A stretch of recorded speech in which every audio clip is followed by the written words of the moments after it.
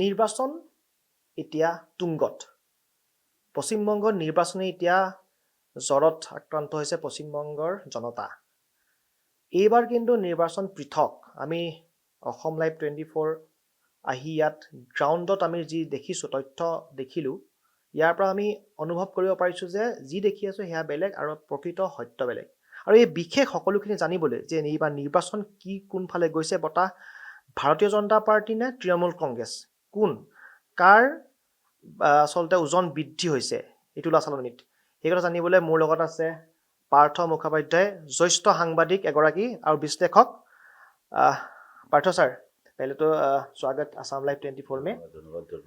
हम लोग आए यहाँ पे देखे जो पहले बोला जा रहा था यहाँ से आने से पहले हम ग्राउंड में देखे तो अलग थोड़ा सिनेरियो अलग था। आपको मैं बोलूँगा पहले 2021 का इलेक्शन और इस बार का इलेक्शन का जो डिफरेंस देखा गया है वो की पॉइंट कौन कौन सा हो सकता है?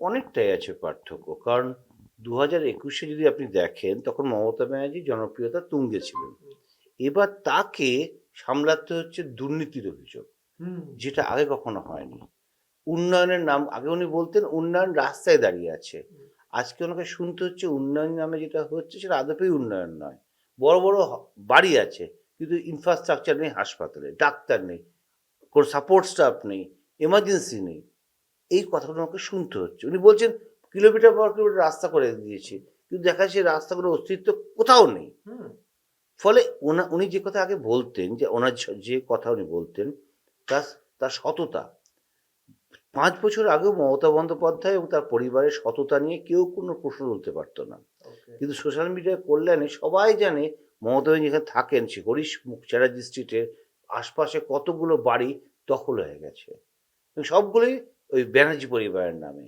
এবং মমতা ব্যানার্জি কখনো সে পরিষ্কার করে বলেননি যে হরিশ মুখার্জি রোডে যে বাড়িগুলোর কথা আমাদের বাড়ির কথা বলা হচ্ছে সেগুলো আমাদের নয় মিথ্যে প্রচার হচ্ছে এটা উনি বলেননি উল্টে ওনাকে এবার ডিফেন্ড করতে হচ্ছে তার ভাইপো কি করে সংসার চালাবে সেটা নিয়ে মানে আমি বলছি মানুষের কাছে মমতা বন্দ্যোপাধ্যায় হচ্ছেন সততার প্রতিমূর্তি তার ওই হাওয়াই চুটি পড়া জীবন ওই একটা ছোট্ট বাড়িতে বাস করা এটা आइकॉनिक একটা मतलब जो रहन सहन का जो तरीका है दिखने में ज्यादा जो पहनने का तरीका है बोलने का तरीका है मतलब दिखा है मतलब इजी लाइफ मतलब ऐसे একদম মানুষের কাছে কমন अगर हिंदी में थोड़ा बोलेंगे तो बेहतर रहेगा। আচ্ছা তো এটা যে মানে ফর দ্য মানে people of Bengal this she stand for a monk life लेकिन आज उनको डिफेंड करना पड़ना है क्योंकि उनके खिलाफ एलिगेशन आ रहा है लेकिन ये एलिगेशन कौन है कॉमनर्स ने किया नहीं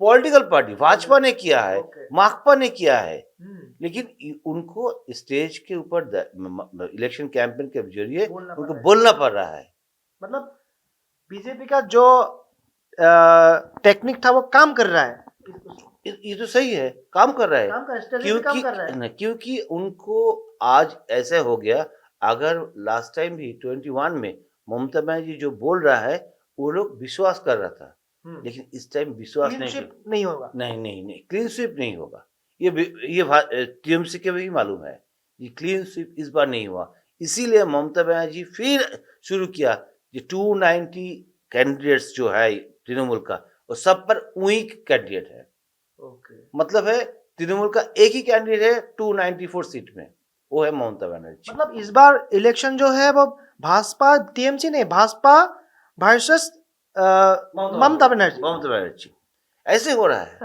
क्योंकि ममता बनर्जी ने उनको भी यही सोचना है शायद जो यहाँ पर जो टीएमसी का मैजिक क्लिक नहीं कर रहा है ममता बनर्जी का मैजिक क्लिक कर रहा है अभिषेक बंदोपाध्याय जो इमर्ज कर रहा है यहाँ पर जो number 2 leadership of the TMC लेकिन उनका भी मैजिक अभी नहीं चल रहा है अभिषेक ने कोशिश किया ममता बनर्जी की तरफ हर आसन में मैं ही कैंडिडेट हूँ लेकिन अगर आप देखिए वीडियो में मतलब मोदी जी जो कर रहे थे पहले 2024 में इलेक्शन में जो बीजेपी का जो तरीका था सिर्फ मोदी था वर्सेस कांग्रेस था सेम ही यहाँ पर इलेक्शन स्ट्रेटजी ऐसा ही है क्योंकि ममता का जो तृणमूल का यही परसेप्शन है कि उनके पास जो टूटा फूटा रहना है इमेज, हम्म, वो एक ममता बनर्जी के पास ही है और दूसरे के पास कुछ नहीं है, इसलिए कहना पड़ता है। क्योंकि एसआर का मुद्दा अगर आप देखिए, सही मुद्दा है SIR एसआर का मुद्दा ममता बनर्जी अभी अभी कह रहा है हमने ही किया, SIR सुप्रीम कोर्ट में मैंने भी जीता, ओके लेकिन ये मामला उनका नहीं है, ये मुस्तैन मामन का एक महिला है, मुर्शद का लालगोला का है, हाँ वो माकपा का माकपा का माकपा का एक ग्राउंड लेवल पर नेता नेत्री नेत्री नेत्री है, हाँ, लेकिन उनका मामला का उनको छीन मतलब छीन रहा है, ये मेरा मामला है। इसको माने ममता जी ने बाइट भी दिया, ये मेरा हम्बल ओवरलैपिंग एंड क्लेम, ये सरासर झूठ है, लेकिन उन्होंने क्लेम कर रहा है जी ये मेरा मामला है। हाँ ये जो मुद्दे आ रहे हैं ये देखिए बीजेपी जो इस बार स्ट्रेटेजी देखा गया है 3,000 वाला बाबरी मस्जिद वाला SIR करप्शन और safety law and order unemployment ये जो मुद्दे हैं ये सब लाने के लिए बीजेपी मतलब पूरा वार जैसा क्रिएट कर रही है ये सारे मुद्दा इस बार काम करेंगे দেখুন একটা কথা, 15 বছর থাকলে একটা ইনকামবেন্সি তৈরি हाँ, হবে, ये तो है ওর হবেই, সেটা হয়েছে মমতা হয়েছে। ব্যানার্জির ক্ষেত্রে। কিন্তু মমতা ব্যানার্জিকে যেটা পাওয়ার করে বলছি, ডিফেন্ড করতে হচ্ছে। আগে মমতা ব্যানার্জি সবাইকে গালি দিতেন, হ্যাঁ। সবার বিরুদ্ধে অভিযোগ করতেন हाँ, যে এরা এই করেনি, हाँ, আজকে তাকে শুনতে হচ্ছে তুমি এইগুলো করনি। স্পেশালি আরজিকর আরজিকর। হসপিটালে आजीवन। যে একজন এমডি ছাত্রীকে যেভাবে রেপ করে খুন হতে হয়েছে, তাতে তো বোঝা গেছে পশ্চিমবঙ্গের আইন শৃঙ্খলা কি অবস্থা। গোটা রাজ্যটা প্রায় 2 মাস ধরে কার্যত প্রতিদিন রাতে বেলায় মহিলারা রাস্তায় নেমে এসছেন। हम्म, আজকে আরেকটা রাত্রি সাথী রেপ হওয়ার পর মমতা ব্যানার্জি আইকনিক বক্তব্য রেখেছিলেন, আনপ্রেসিডেন্টাল বক্তব্য, যে মেয়েরা কেন রাত্রিবেলা রাস্তায় বেরোবে। उनका वो अभी भी बोला इस घटना के ट्रम्प कार्ड लेकिन बीजेपी ने उसको माँ को वो ইলেকশন পে वो চুনা পে खेल খাড়া रहा है। ये পানিহাটিতে ट्रम्प कार्ड हो सकता है পানিহাটিতে দেখুন একটা সেন্টিমেন্ট আছে, এটা কোনো কথা নেই, হ্যাঁ। কিন্তু মাথায় রাখতে হবে শুধু সেন্টিমেন্ট দিয়ে কিছু হয় না। হ্যাঁ, যেটা বারবার করে পশ্চিমবঙ্গের ক্ষেত্রে বলা হচ্ছে যে শুধু সেন্টিমেন্টে কিছু হয় না, তাহলে মমতা ব্যানার্জি এবার পাড়ে আসতে পারতেন না। হুম, সেন্টিমেন্টের বাইরে একটা লাগে ভোট মেশিনারি, যেটা ভোটের দিন খুব ইম্পর্টেন্ট। ভোটের দিন বুথে লোক আনা, ভোটার আনা, আমার বিরুদ্ধে যারা ভোট দেবে তাদেরকে আটকে দেওয়া, সেটা কীভাবে আটকে সেটা মেকানিজম অন্য রয়েছে, কিন্তু এই ভোট মেশিনারি খুব ইম্পর্টেন্ট। পশ্চিমবঙ্গে বিজেপির সেই ভোট মেশিনারিটা কতটা আছে সেটা নিয়ে অনেকটা সন্দেহ। উল্টো দিকে এই ভোট মেশিনারি তৃণমূলের কাছে খুব ভালোভাবে আছে এবং তারা সারা বছর সেটা নার্চার করে, যত্ন করে তৈরি করে রাখা আছে, একদম পাড়ার মহল্লা থেকে শুরু করে ব্লক পর্যন্ত পুরো অদ্ভুত মেশিনারি আছে, যা লোকে বাড়িতে যাবে, বাড়িতে পৌঁছে দেবে, লোককে ভোট দিতে নিয়ে আসবে, এবং যারা বিরুদ্ধে ভোটার তাদের ভোট দিতে না আসেন সেটাকে এনশিওর করবেন।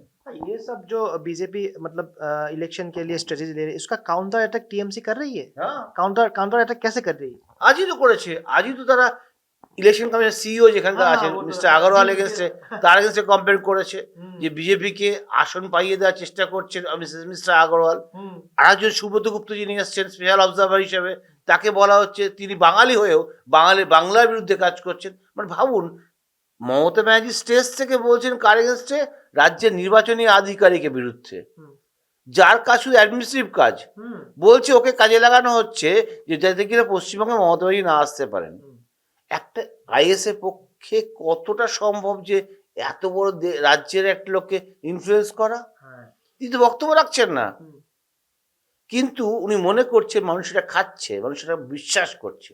এই বিশ্বাসের জায়গাটায় মমতা ব্যানার্জিকে এবার ঘাটতি দেখা গিয়েছিল। হ্যাঁ, গত কদিন ধরে উনি যেভাবে খারাপ খারাপ কথা বলছেন তাতে বাঙালি খুব অসুবিধায় পড়ছিল, কারণ বাঙালি কোনো নেতা নেত্রী মঞ্চ থেকে বলছেন এরকম কথা হয়তো আগে কখনো শোনেনি। হুম, উনি লাস্ট ইলেকশনেও বলেছিলেন যে মোদির কোমরে দড়ি পরাবেন, হ্যাঁ, কিছু সেটা পারেননি, হ্যাঁ, সেটা অন্য কথা। হুম, কিন্তু এবার যে ভাষায় ল্যাঙ্গুয়েজে চোর, লুম্পেন, গুন্ডা, হুম, এই যে শব্দগুলো, আপনি বাঙালি কখন রাজনীতিক কালচার দেখেন, বাঙালি রাজনীতিক কালচার এটা কখনো নেই। ऐसा नहीं था ऐसा नहीं था कौन? ऐसा नहीं था जो मतलब भाषा का यूज हो रहा है वो ऐसा नहीं था abusive language Abusive language, yes. কখনো ইউজ করা হয় বাঙালিদের, কিন্তু এবার সেটা তুঙ্গে চলে গেছিল। এবং জেনে আপনি যদি কোনো সোশ্যাল মিডিয়া ঘাঁটেন দেখবেন এটা নিয়ে হাসাহাসি হচ্ছে। मतलब ऐसा है, बीजेपी तो ऐसा करता है, वो पता है मुझे। बीजेपी को ऐसा करता है, इसलिए मतलब ममता दी को भी ऐसा करना जो मतलब प्रयोजन हो रहा है। क्योंकि देखिए तो अगर मैं टेक्निकली देखो, बीजेपी जो स्टार कैंपेन अभी मैदान पे लाया है मोदी और अमित शाह के अलावा, अगर मैं एनालिसिस करूँ, देखिए जो जहाँ पे हिंदू वोटर ज़्यादा है वहाँ पे हेमंत बिस्वा शर्मा, योगी जी ऐसे स्टार कैंपेनर को वहाँ पे भेज दिया। जहाँ पे महिला है वहाँ पे महिला कैंडिडेट जैसे दिल्ली का सीएम को पकड़ लिया। मतलब ये जानबूझ के जो टेक्निकली बीजेपी जो ले जा रहे हैं इलेक्शन को, वो टेक्निकली, लेकिन टीएमसी नहीं ला रहे। হ্যাঁ ঠিকই তো, কারণ আপনি দেখেন বাঙালিদের সোশ্যাল মিডিয়ায় সবচেয়ে ভাইরাল এখন কোনটা? যোগী আদিত্যনাথের কথায় আর অমিত শাহের কথায়। অমিত শাহ বলছেন উল্টে করে মারবো, অমিত শাহের বক্তব্য। आज हिमंत बिस्वा शर्मा ने बोला बांग्लादेशियों के साथ ममता का इलू इलू है। হ্যাঁ বলেছেন তো, কালিম্পংয়ে বলেছেন। ফলে এই যে শব্দগুলো ওরা বলছেন, এই শব্দগুলো তো বাঙালি আগে শোনেনি। এনকাউন্টার করে মেরে দেবো, এই শব্দগুলো যোগী আদিত্যনাথ যখন বলেন বাঙালি এটা নিয়ে হাসাহাসি করে, কারণ বাংলা কালচার, পলিটিক্যাল কালচার এটা নেই। কিন্তু সে যখন বাংলার মেয়ে বলে যাকে দাবি করা হচ্ছে, বাংলার মেয়ে, তিনি যখন বলেন বাঙালি কালচারের খিলাফ গিয়ে, তখন তো লোকে ভাবি এটা কোথায় এলাম আমরা, কোন জায়গায় যাচ্ছি আমরা। এইটা বাঙালিকে আবার ভাবাচ্ছে। এতদিন বলা হতো বিজেপি বহিরাগত পার্টি, আচ্ছা বিজেপি আর ন্যাশনাল পার্টি, ন্যাশনাল পার্টির নেতারা বহিরাগত হবে না, কি হবে? তার যদি প্রশ্ন হয় তাহলে কীর্তি আজাদ, ইরফান পাঠান এরা কারা? তৃণমূল যাকে প্রার্থী করে তারা কারা? ইভেন এবার যিনি রাজ্যসভায় যারা গেছেন 4 জনের 2 জন বহিরাগত। তাহলে বহিরাগত ইস্যুটা রাজনীতি মুদ্রা মমতা ব্যানার্জি বানানোর চেষ্টা করছে, ফেল হয়ে গেছে। ফলে বাংলা এখন দেখছে যে নেতা নেত্রীরা সার্ভাইভ করার জন্য একের পর ইস্যু পাকড়াও করার চেষ্টা করছেন, এবং কখনো কখনো ভাগ্যে জয় জিতে যাচ্ছেন, কখনো হেরে যাচ্ছেন। তবে একটা কথা আপনি মাথায় রাখবেন, মমতা ব্যানার্জির কপাল কিন্তু খুব চওড়া। আপনি হিসাব করে দেখেন, 4 দিন পর্যন্ত মমতা ব্যানার্জি ব্যাকফুটে ছিলেন, তাকে ডিফেন্ড করতে হচ্ছিল, তাকে, তার দলকে, তার পরিবারকে। কিন্তু কালকে মহিলা সংরক্ষণ বিলের পর উনি এবার বেশ তাজা হয়ে গেছেন। लास्ट एक सवाल पूछूंगा, आज तक, अभी तक, फिलहाल तक, अभी देखेंगे तो सिनेरियो हिसाब से किसका पल्ला भारी है? আনডাউটলি মমতা বন্দ্যোপাধ্যায়। কারণ আমি আপনাকে বারবার বলছি যে মানুষের সেন্টিমেন্ট থাকলেও ভোটের দিন কি হবে সে নির্ভর করে ভোটের দিন। কত মানুষ ভোট দিতে পারবেন আর কতটা নির্ভয়ে ভোট দিতে পারবেন, এটা খুব ইম্পর্টেন্ট। ওরা বলছে যে বুথের 100 মিটারের মধ্যে লক্ষণ রেখা কেটে দেবেন, যেখানে কোনো পলিটিক্যাল পার্টি কেউ ঢুকতে পারবে না। যদি তাই হয় তাহলেও কিন্তু ভয় থাকছে, কারণ অলরেডি তৃণমূল প্রচার করা শুরু করেছে যে তাদের কাছে পুরো এমন অ্যাপ আছে যা দিয়ে কে কাকে ভোট দিচ্ছে সেটা জেনে যাবেন। একটা ফিয়ার সাইকোসিস তো কাজ করে। সবাই তো আপনার মতো পড়াশোনা জানা লোক নয়, তাদের কাছে আনপড় লোকও তো কিছু আছে। হাতে মোবাইল থাকা মানে আপনি সব অ্যাপ ইউজ করতে পারবেন এমনটা নয়, জানেনও না হয়তো, আমি হয়তো জানি না। কিন্তু আপনি আমার ভয় দেখান, তাহলে আমি কোথায় যাব? কারণ আপনার ভোট তো একদিনের, তারপরে আমাকে ওখানে থাকতে হবে। আমাকে যদি কেউ ডিফেন্ড করতে পারি না পারি নিজেকে, থাকবো কি করে? এই ভয়টা কিন্তু তৈরি করতে পেরেছে তৃণমূল কংগ্রেস, যেটা অলরেডি ক্যাম্পেন মমতা ব্যানার্জি নিজেও বলছেন, মমতা ব্যানার্জি, অভিষেক বন্দ্যোপাধ্যায় বলছেন তো যে 4ঠা মের পর দেখে নেবো কে কোথায় থাকে। তা এই কালচার তো বাঙালি পায়নি আগে। ফলে এই একটা অদ্ভুত, তুমি আমার পক্ষে নয় তার মানে তুমি আমার বিপক্ষে, এই যে একটা ইমপ্রেশন এখানে তৈরি করে দেওয়া হচ্ছে, এটা খুবই অ্যালার্মিং। Thank you sir. এয়া আছিলে পাৰ্থ মুখোপাধ্যায়, সম্পূৰ্ণ ধুনীয়াকৈ বিশ্লেষণ কৰি দিলে যে বৰ্তমান আজিৰ দিনটোত কিন্তু তুলাচালনীত ওজন যদি আমি চাওঁ মমতা বেনাৰ্জীৰ বেছি হৈ আছে। কিন্তু এইটো নহয় যে 4 তাৰিখে সেয়াই নিৰ্বাচন ফলাফল হ'ব, কাৰণ এইবাৰ ভয় খাইছে নিজেই মমতা বেনাৰ্জী। আৰু সেইবাবে যি কৈছে পশ্চিমবংগৰ যি কালচাৰ আছিলে, সংস্কৃতিৰ বিৰুদ্ধে গৈ এইবাৰ কাম কৰিবলগীয়া হৈছে মমতা বেনাৰ্জীয়ে। এইবাৰ মিছা কথাৰ ক'ব লগা হৈছে মমতা বেনাৰ্জীয়ে, এইবাৰ টুপ দিব লগা হৈছে মমতা বেনাৰ্জীয়ে। কাৰণ বিজেপিয়ে যিদৰে ষ্ট্ৰেটেজি কৰিছে, ষ্ট্ৰেটেজিত আচলতে উঠি গৈছে মমতা বেনাৰ্জী। কিন্তু শেষত আচলতে 4 তাৰিখে কোনে শেষ হাঁহি মাৰে নে গেৰুৱা বসন পিন্ধে এবাৰ পশ্চিমবংগই, সেয়া কিন্তু 4 তাৰিখেহে লক্ষণীয় হৈ পৰিব।